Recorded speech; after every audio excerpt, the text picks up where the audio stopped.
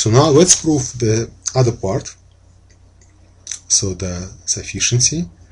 Okay, so now let's assume that all digits are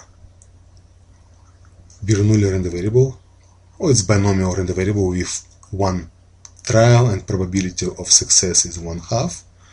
Okay, and they are independent and identically distributed clearly. Okay, and let's use these numbers to compose a number u.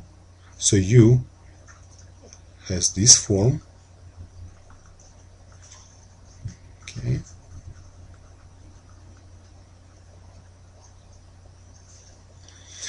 Okay, so clearly, because b1, b2 are binary digits, the number u cannot be less than 0 and cannot be greater than 1. So it's between 0 and 1.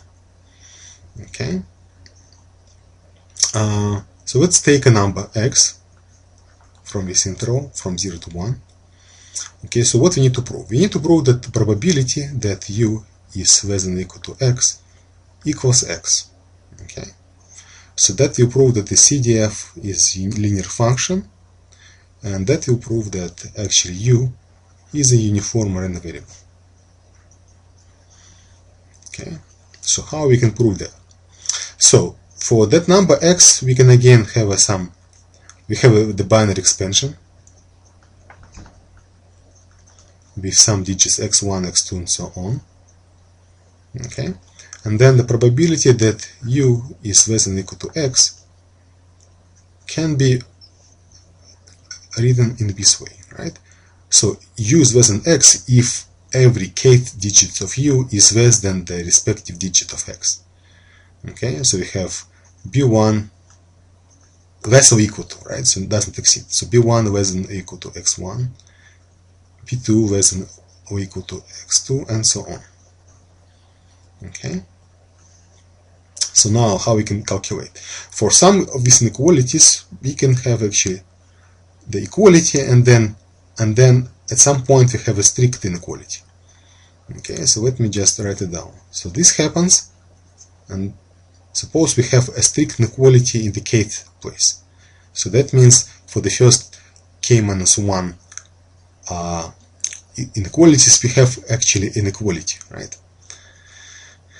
Okay, so b1 equals x1, so on, bk minus 1 equals xk minus 1, and then at the kth place, bk is strictly less than xk minus 1. And then, okay, it doesn't matter what will happen after after that point, right? So now we can use the independence, okay, and rewrite this joint probability as a product of marginal probabilities. Okay, actually there is a mistake, it's xk. Okay, and then again x1, x2, so on, xk minus 1, just some binary digits. So these events will happen with probability 1/2. So this happens with probability 1/2. This happens with probability 1/2. Okay, so now the only interesting case we have it here, and this happens. Okay, first of all, we can have a strict inequality only if xk is actually 1. Okay, so if xk is 0, okay, then what we have? Then the probability of this event is actually 0. Okay, because 0 cannot be less than 0. Right? And then, okay, I can represent 0 in this way, xk divided by 2. So then, if xk is 1, then the probability of this event, so bk is less than 1, and this happens only if bk is 0, okay, is 1/2. Okay, and again I can write it down as xk divided by 2. Okay, so now by summarizing, I obtain that this probability that u is less than or equal to x equals, okay, I have a sum, k changes from 1 to infinity, then I have 2 to the power k minus 1, actually it's 1/2 to the power k minus 1, or it will be 2 to the power minus k plus 1, okay, times that probability, which is equal to xk divided by 2 again. Alright, so now I have k changes from 1 to infinity, xk times 2 to the power minus k.